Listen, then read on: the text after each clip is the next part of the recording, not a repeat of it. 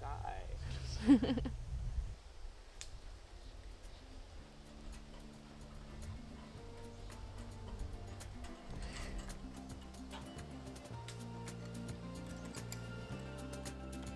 This video features many of my favorite shots and experiences of our trip across Canada, but also some of its most challenging moments. Watch till the end to see my first time leading the evening chant in Thunderbird's Temple, our visit to Calgary's temple, as well as shots of, I would say, the most beautiful hike we've made in this trip.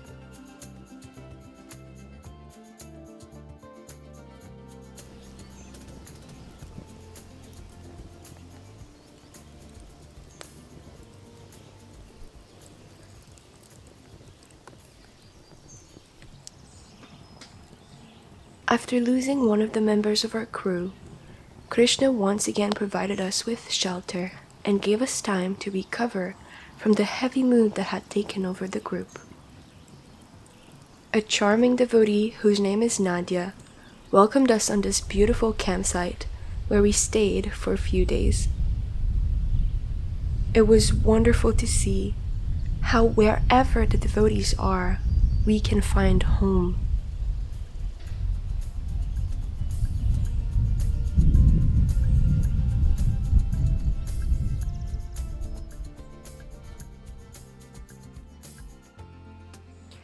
I haven't talked to the camera for a while.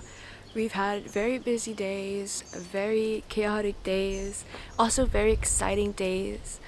We used to be 5 in the van and one of us had to leave. So we're now 4. And I might have mentioned it before in the video. I'm not sure if I have, but we had a few difficult days. We had a hard time figuring out our dynamics, and there was tension and conflicts, and we've managed to figure it out pretty much, and now it's doing pretty well. It's only been getting better. Now it's like I feel like some energy blockages were removed, and that's really nice. And then we were faced with one of the biggest challenges of our trip. So what happened is that Jeremy, Rajanath and I, we canoed all the way to an island in the middle of the lake where we were staying. And when we arrived to the island, there was no beach. It was just like all rocky sides, and so in order to get on the island, we had to climb the rocks a little bit. And so when we got there, we got off the canoe, we climbed the rocks, but Jer tried to reach for a branch to help him get on the island, but the branch was dead, and so he fell down, fell on the rocks, opened his knee, and it was a really, really deep cut. And so then my other friend dropped the canoe started drifting away. I dived into the water, all dressed, got the canoe back, my friend came and helped me, then Jeremy was tying up his shirt again, like around his leg, so to block the blood from flowing out. And then we all got back onto the canoe and canoed like super fast as we could, and singing the Nrsimhadev prayer. Jeremy got stitches, and as I'm speaking right now, his wound has healed. We came out of it with great lessons and memories that will not go away.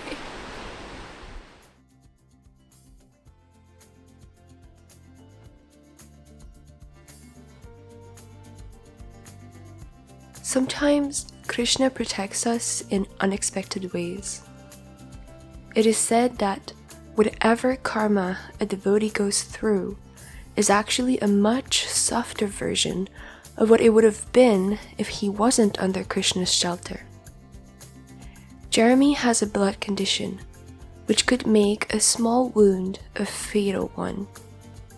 But though the wound was deep, he fell in water, which prevented bleeding and infection. He saw it as protection from Krishna, which was very inspiring.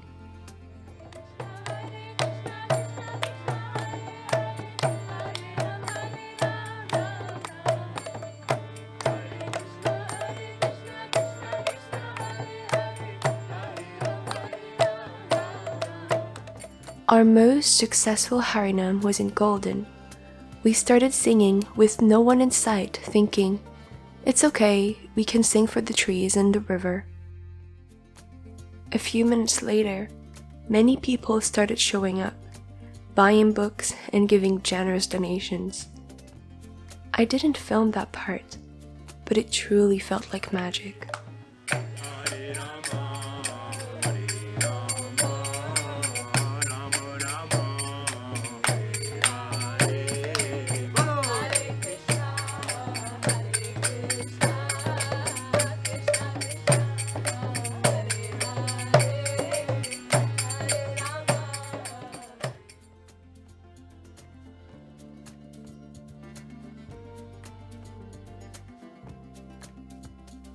Krishna has blessed us with so much magic along this trip. Even through our struggles, somehow, his blessings were there. We found inspiration in nature, in the shelter of devotees and friends, in chanting the Mahamantra, and in the receptivity of the people who would encourage our singing. It is said that Krishna and his name are non-different. In this way, the recitation of his name creates miracles.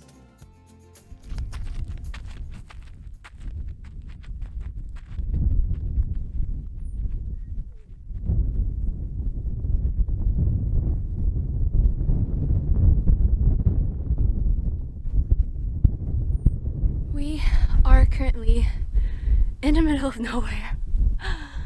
It is prairies for kilometers and kilometers and kilometers, and there's absolutely no one and absolutely no light, and I'm very excited for tonight.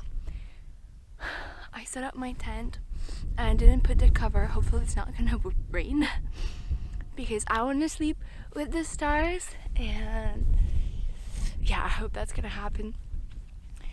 We're about to watch a little series with the friends in the van, and I'm really excited. Today we were supposed to go to this place, but we had to do like an emergency oil change, so we didn't get a chance to go. But this place is really cool right now.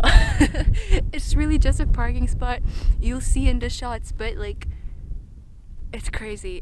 There's like nothing. It's like I see myself being a horse and like running forever in the lens, you know. It's just great. And I've been feeling so grateful, so grateful today for the friends I have right now, which I didn't tell them because I have a hard time expressing things and being vulnerable, even though I'm vulnerable in front of the camera, but that's different. Anyways, I'm grateful for my friends, and I'm grateful for this place. I'm grateful for traveling right now.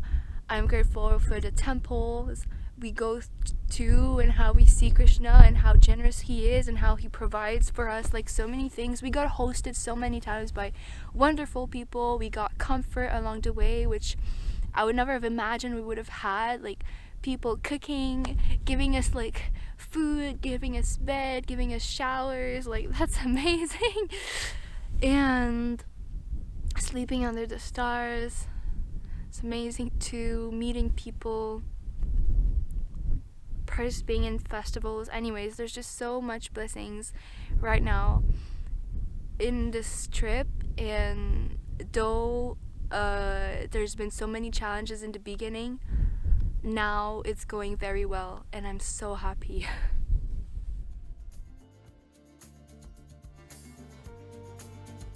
This evening in Saskatchewan was very relaxing, and being in this secluded spot felt like a good opportunity to recharge before heading towards our next adventure.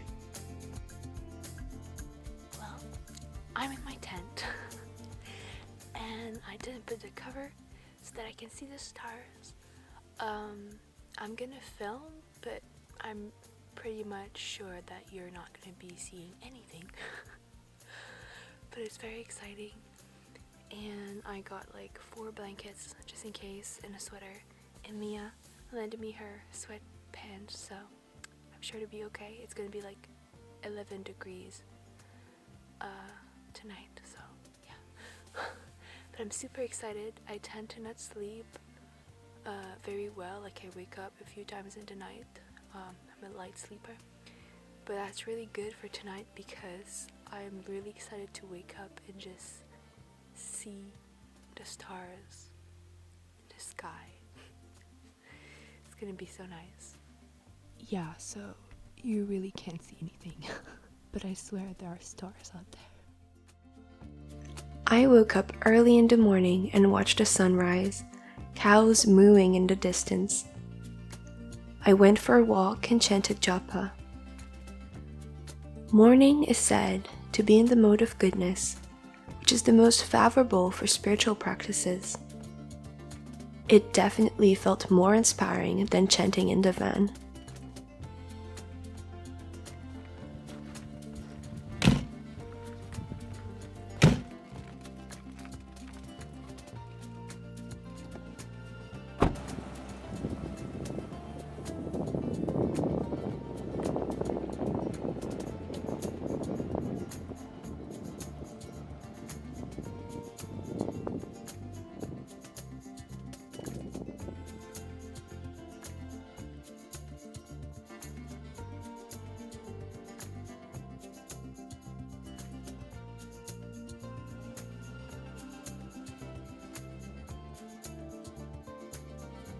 On our way to the grasslands, where we were hoping to see bisons, we stopped at a nice viewpoint where we had prasadam, vegetarian food that was first offered to Krishna, thus making it sacred and free from karma.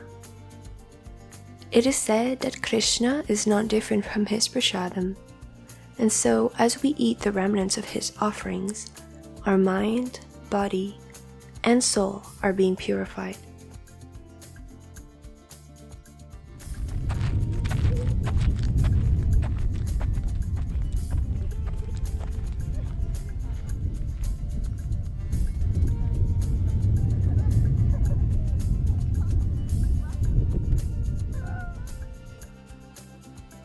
In a similar way, chanting the Mahamantra also purifies us. It awakens the pure love in our heart, reminding us of our eternal, loving relationship with Krishna, our God, and clearing up our karma. Which is why the practice of chanting is so important, which is why we distribute books and sing in the streets.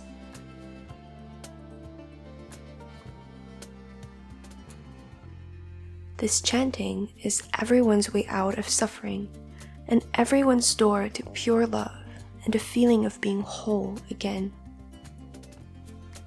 You know, along this trip, my friends and I explored and had fun, but with the ups and downs and challenges of our trip, we kept coming back to the conclusion that sharing this sacred mantra, this treasure, had to be the priority. Because it can truly save the world, including ourselves.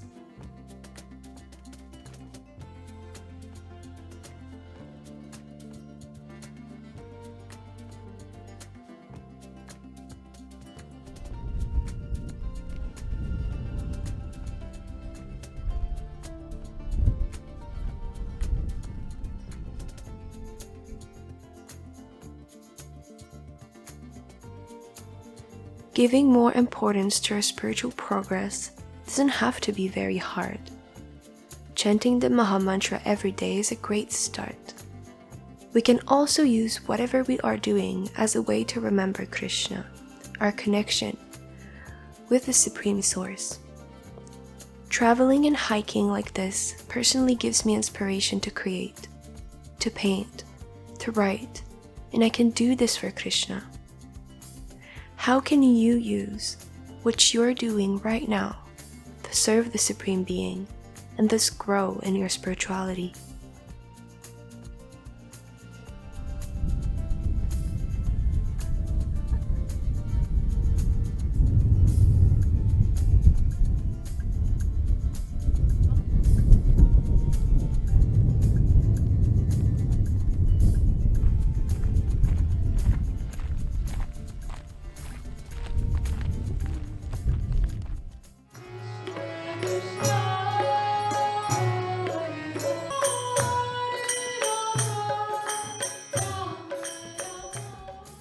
This was my first time leading Goa Arti, the evening prayer in ISKCON temples.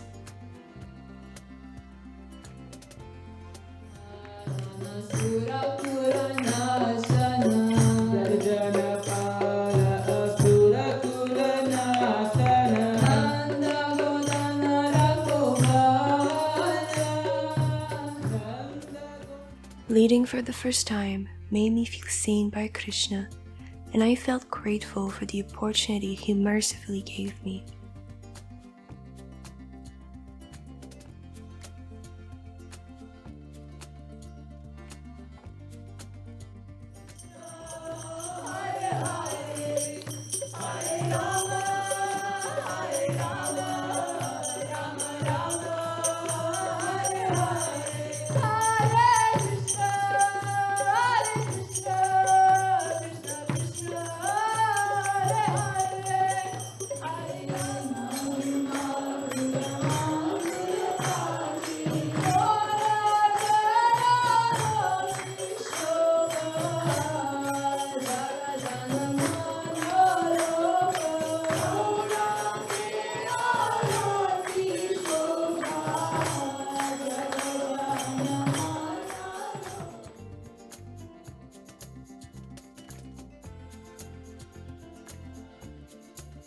After many weeks of travel, we arrived in Alberta, the last stop of our travel before getting to the Hare Krishna farm in BC.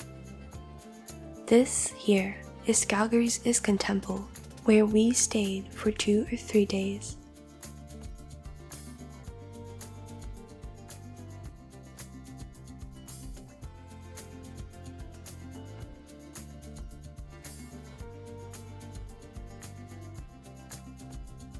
Our stay at the Hare Krishna farm will be featured in the next few videos.